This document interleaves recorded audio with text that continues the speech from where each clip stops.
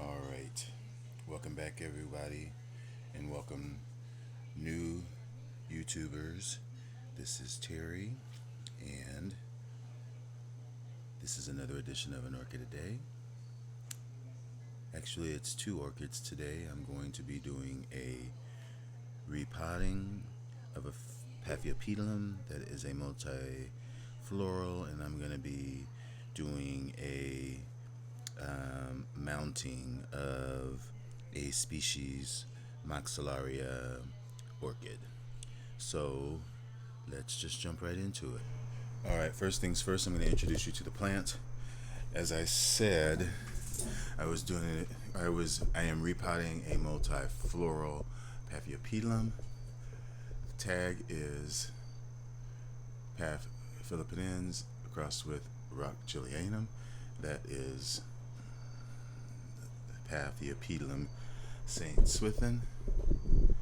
And here is some information on it that you can read yourself, but I will briefly show you a picture of it, which there is the picture.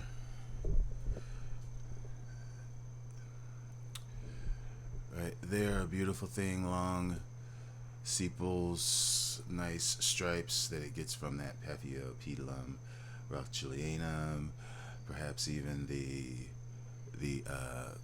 way that the petals are sort of angled out. That is Orchidanum.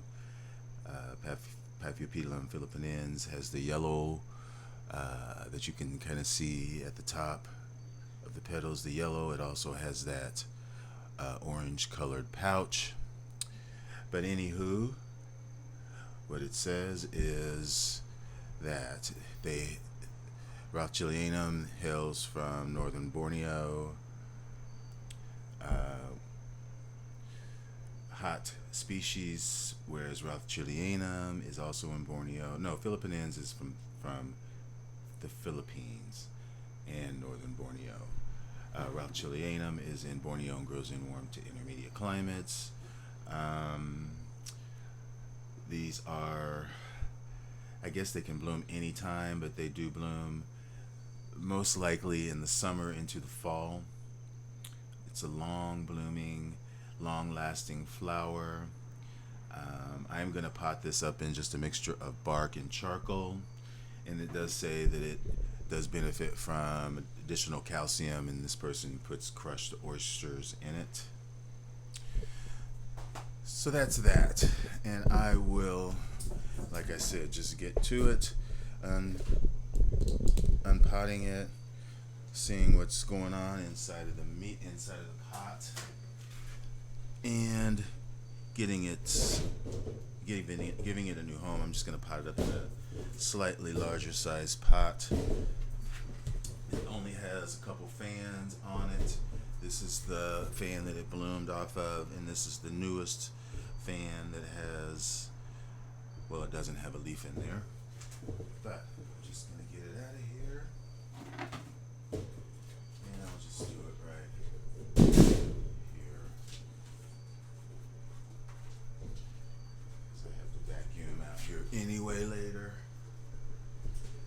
Trying to keep the leaves even in fall as they are coming down off the trees every day. But yeah, you can see it was time, because you can see the roots are soggy.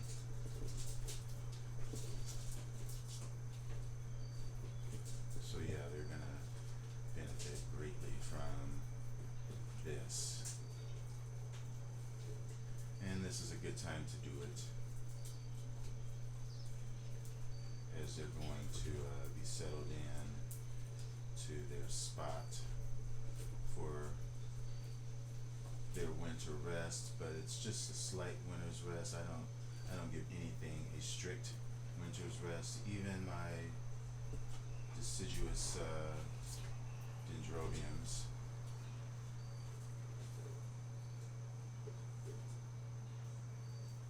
Okay. So, all right. I am thinking I'm trying to figure out whether or not these roots are okay or whether I should cut them. I know that's probably okay. This one over here, although it feels... But anywho, in lieu of just time, it will tell me over time if it's okay. So I'm just going to get it in the pot. I'm not going to strip off any roots because, as we all know, roots that look dead aren't really dead, and this plant is obviously still growing. So I'm just going to fill it in with my bark mixture. Bark and charcoal. Little pieces of charcoal. Hopefully you are seeing what I'm doing. Alright, I had to stop to go get more bark. But just continuing to fill in all those little air pockets, but leaving it loose. Make sure that the roots are tucked in there.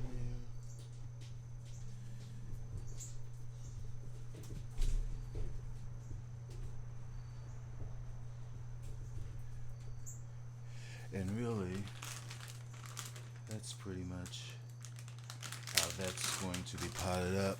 A little bit of charcoal, sprinkle on top in there. Like I said, when I get, I think somebody needs some oysters, I'm going to save those shells, which will be soon. I just read that putting eggshells, because it decomposes, the decomposition takes such a long time that it really doesn't get much benefit out of calcium from that. So I'll leave that over there. That is, of course, that's my Saint Swithin. Here's a closer look at it. All right. And the next one, which I'll just move over this way, is a division, or it's really just a piece off of this main plant. This is a Maxillaria porphryostele, and I got this from Andy's a few years ago. A piece of it fell off of it. Well, actually, it was rotting, and so I am trying to save these bulbs that are good. It tried to put up that new growth, but I need to separate both sides, the ends, and then I'm going to mount this. I'm going to try it on a mount. But first of all, as I said, this is Maxillaria porphryostele. This is a species from Brazil. It's pretty much a temperature tolerant species. It blooms from late fall into the winter on newly matured pseudobulbs that are short, and they do become kind of furrowed or sulcate. I think that's what they call it, sulcated. The deep furrow as they mature, as you can see how these are deeply furrowed. But anywho, they bloom off of newly matured pseudobulbs, generally late in the season into the winter. Long-lasting little yellow, lightly fragrant flowers. They like early morning sun, not direct sun, medium sun, temper tolerant. After the growths are mature, they like to be backed off on the water, but you still need to maintain high humidity, between 70-75%, but less water. So what I'm going to do is bend this down so you can see. Okay, so this part of the video, I have no idea what was going on. The sound just stopped working. Who knows? But as I was saying, something happened to where the video was lost, to where I sterilized and cut off the ends of the pseudobulb, and I forgot to put the dragon's blood on it, but I will do that as soon as I get done. making this video. So I'm adding some moisture. I'm adding some moisture, which would be the sphagnum moss, putting just a little pad underneath the roots, making sure that it's on the mount. These plants, as I described earlier in the video, they like to dry out in between waterings, but they do like to they like their roots to be moist.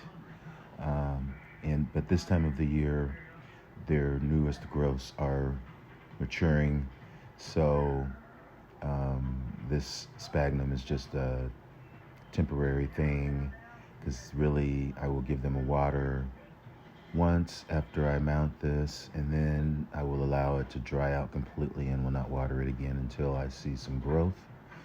So I'm basically just putting the tie in between both of the pseudobulbs and securing it to the mount loosely, but making sure that it is attached and firm and not moving around, not jingling.